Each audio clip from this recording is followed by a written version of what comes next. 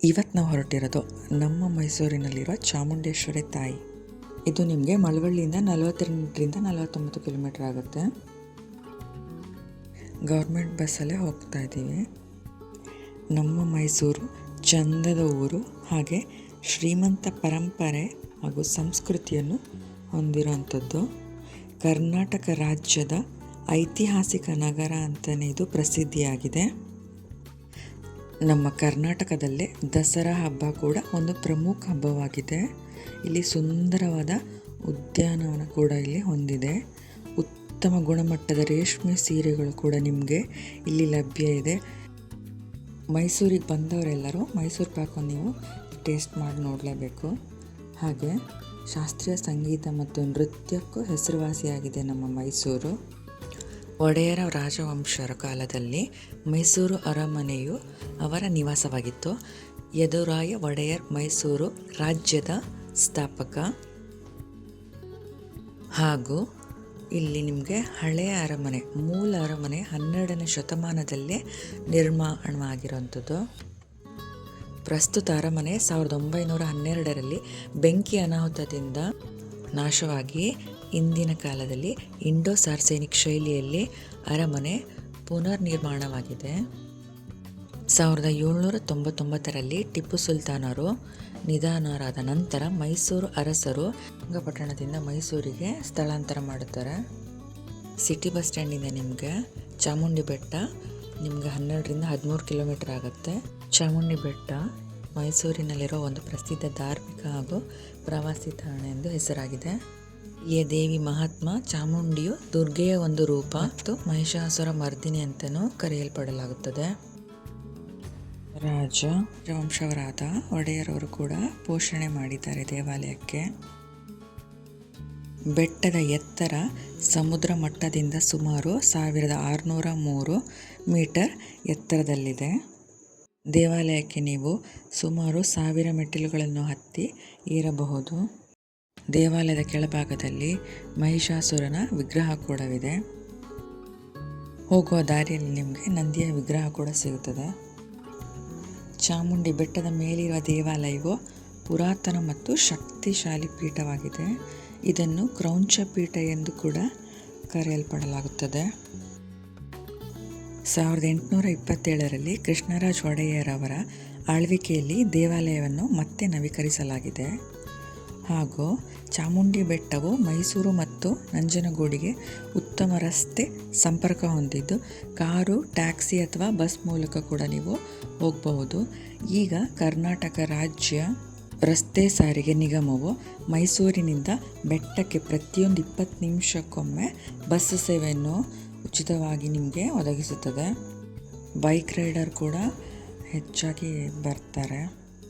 ಒಂದೇ ವಿಡಿಯೋದಲ್ಲಿ ನಿಮಗೆ ಮೈಸೂರಿನ ಕಂಪ್ಲೀಟ್ ಮಾಹಿತಿ ಕೊಡೋಕ್ಕಂತೂ ಸಾಧ್ಯನೇ ಇಲ್ಲ. ಹೇಳೋಕ್ಕೋದ್ರೆ ಒಂದು ಬುಕ್ಕೇ ಬರಿಬೋದು. ಸೊ ಹಾಗೆ ನೀವು ವಿಡಿಯೋನ ನೋಡಿ ಸಪೋರ್ಟ್ ಮಾಡಿ. ವಿಡಿಯೋ ಇಷ್ಟ ಆದರೆ ಲೈಕ್ ಮಾಡಿ, ಕಮೆಂಟ್ ಮಾಡಿ, ಶೇರ್ ಮಾಡಿ. ಕವೀಸ್ ಕಿಚನ್ ಯೂಟ್ಯೂಬ್ ಚಾನಲನ್ನು ಸಬ್ಸ್ಕ್ರೈಬ್ ಮಾಡೋದನ್ನು ಮರಿಬೇಡಿ. ಹಾಗೆ ನೀವು ನೆಕ್ಸ್ಟ್ ವಿಡಿಯೋನ ಕಂಪ್ಲೀಟಾಗಿ ನೋಡಿ. ನಾನೇನಾದ್ರು ಕೊಟ್ಟಿರೋ ಇನ್ಫಾರ್ಮೇಷನಲ್ಲಿ ಏನಾದರೂ ಮಿಸ್ಟೇಕ್ ಆಗಿದ್ದರೆ ದಯವಿಟ್ಟು ಕ್ಷಮಿಸಿ, ಸಪೋರ್ಟ್ ಮಾಡಿ. ಸಣ್ಣ ಪ್ರಯತ್ನ ಮಾಡಿದ್ದೀನಿ ಅಷ್ಟೇ. ವಿಡಿಯೋ ನೋಡಿ ಸಪೋರ್ಟ್ ಮಾಡೋಂಥ ಎಲ್ಲರಿಗೂ ಕೂಡ ಆ ಚಾಮುಂಡಿ ತಾಯಿ ಒಳ್ಳೆಯದು ಮಾಡಲಿ ಅಂತ ಕೇಳ್ಕೊತಾ ಇದ್ದೀನಿ. ದೇವಸ್ಥಾನದಲ್ಲಿ ನಿಮಗೆ ಊಟದ ವ್ಯವಸ್ಥೆ ಕೂಡ ಇದೆ. ಆದರೆ ಲಕ್ಷಾಂತರ ಜನ ಬರೋದ್ರಿಂದ ಅದು ಸ್ವಲ್ಪ ನಿಮಗೆ ಕ್ರೌಡ್ ಅಂತ ಫೀಲ್ ಆಗುತ್ತೆ. ಹೆಚ್ಚಿನ ಜನ ಹೊರಗಡೆ ಫುಡ್ ಎಕ್ಸ್ಪ್ಲೋರ್ ಮಾಡೋಕ್ಕೆ ಬರ್ತಾರೆ. ಎಲ್ಲರಿಗೂ ಒಳಿತಾಗಲಿ, ಎಲ್ಲರಿಗೂ ಶುಭವಾಗಲಿ. ಬೆಟ್ಟದ ಮೇಲೆ ಹೋಗೋದೇ ಒಂದು ಚೆಂದ, ಒಂದು ಖುಷಿ, ಒಳ್ಳೆಯ ವಾತಾವರಣ. ನಿಮ್ಮ ಸ್ನೇಹಿತರು ಮತ್ತು ಕುಟುಂಬದ ಜೊತೆ ಹೋಗಿ ಬನ್ನಿ. ಇಲ್ಲೇನೆಂದರೆ ಅನೇಕ ವರ್ಷಗಳ ಹಿಂದೆ ಮಹಿಷಾಸುರ ಎಂಬ ರಾಕ್ಷಸನು ಸ್ವರ್ಗ ಮತ್ತು ಭೂಮಿಯಲ್ಲಿ ವಿನಾಶವನ್ನು ಉಂಟು ಮಾಡುತ್ತಿದ್ದ. ಆಗ ಬ್ರಹ್ಮನು ಅವನಿಗೆ ಯಾರನ್ನು ಕೊಲ್ಲಲು ಸಾಧ್ಯವಿಲ್ಲ ಎಂಬ ವರವನ್ನು ಉಡುಗೊರೆ ನೀಡಿರ್ತಾನೆ. ಈ ಕಾರಣಕ್ಕಾಗಿ ಮಹಿಷಾಸುರನು ಪ್ರತಿಯೊಂದು ಯುದ್ಧವನ್ನು ನಿಧಾನವಾಗಿ ಗೆಲ್ತಾ ಇರ್ತಾನೆ. ದೇವತೆಗಳೇನು ಮಾಡ್ತಾರೆ ಅಂದರೆ ಬ್ರಹ್ಮನ ವರಕ್ಕೆ ಒಂದು ಲೋಪದೋಷವನ್ನು ಕಂಡುಕೊಂಡು ದುರ್ಗಾದೇವಿಗೆ ಮಹಿಷಾಸುರನಿಗಿಂತ ಬಲಶಾಲಿಯಾಗಲು ದೈವಿಕ ಶಕ್ತಿಯನ್ನು ನೀಡ್ತಾರೆ. ಚಾಮುಂಡೇಶ್ವರಿಯಲ್ಲಿ ದುರ್ಗೆಯ ಒಂದು ರೂಪ.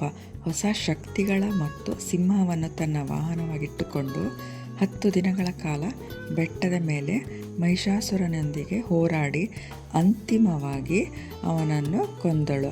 ಹಾಗಾಗಿ ಈ ದೇವಿಯನ್ನು ಮಹಿಷಾಸುರ ಮರ್ದಿನಿ ಎಂದು ಕರೆಯುತ್ತಾರೆ. ಈ ದಿನಗಳನ್ನು ಭಾರತಾದ್ಯಂತ ದಸರಾ ಎಂಬ ಹಬ್ಬ ಆಚರಿಸುತ್ತೇವೆ. ಮತ್ತು ಕೆಟ್ಟದರ ಮೇಲೆ ಒಳ್ಳೆಯದರ ವಿಜಯವನ್ನು ಸಂಕೇತಿಸುತ್ತದೆ ಈ ದಸರಾ ಹಬ್ಬ ಕೂಡ. ಇಲ್ಲಿ ಪುರಾಣ ಪ್ರಕಾರ ಕಲ್ಲಿನ ಬೆಟ್ಟವನ್ನು ಮಹಾಬಲಚಲ ಎಂದು ಕರೆಯಲಾಗುತ್ತಿತ್ತು. 2 ಪ್ರಾಚೀನ ದೇವಾಲಯಗಳು ಈ ಬೆಟ್ಟವನ್ನು ಆಕ್ರಮಿಸಿಕೊಂಡಿವೆ, ಮಹಾಬಲೇಶ್ವರ ಮತ್ತು ಚಾಮುಂಡೇಶ್ವರಿ. ಬೆಟ್ಟದ ಮೇಲಿರುವ ಮಹಾಬಲೇಶ್ವರ ದೇವಾಲಯವು 2ರಲ್ಲಿ ಹಳೆಯದು ಮತ್ತು ಇದು ಯಾತ್ರಾ ಸ್ಥಳವೂ ಆಗಿದೆ. ಅಲ್ಲಿ ರಥೋತ್ಸವ ಮತ್ತು ತೆಪ್ಪೋತ್ಸವ ಕೂಡ ನಡೆಯುತ್ತದೆ. ಅಂತೂ ದೇವಸ್ಥಾನಕ್ಕೆ ಬಂದ್ವಿ. ನಾವು ಬಸ್ಸಲ್ಲಿ ಬಂದಿರೋದ್ರಿಂದ ನಮಗೆ 2 ಅವರ್ಸ್ ಆಗೋಯಿತು. ಕಾರಲ್ಲಿ ಬರೋರು ಬೇಗನೆ ಬರ್ಬೋದು. ದೇವಸ್ಥಾನಕ್ಕೆ ಬಂದಮೇಲೆ ಬೆಟ್ಟ ಹೋಗೋಕ್ಕೆ ಮನಸ್ಸಾಗಲ್ಲ, ಅಲ್ಲೇ ಇರಬೇಕು ಅನಿಸುತ್ತೆ. ಅದಕ್ಕೋಸ್ಕರನೇ ಏನೋ ಕ್ಯೂವಲ್ಲಿ ನಿಂತು ನಾವು ಅಲ್ಲೂ 1 ಅವರ್ ಕಾಯಂಗಾಗೋಯ್ತು. ದೇವಿನೇ ಇಚ್ಛೆ ಇರಬೇಕು, ನಮ್ಮ ಮಕ್ಕಳು ಇಲ್ಲೇ ಇರಲಿ ಸ್ವಲ್ಪ ಹೊತ್ತು ಅಂತ.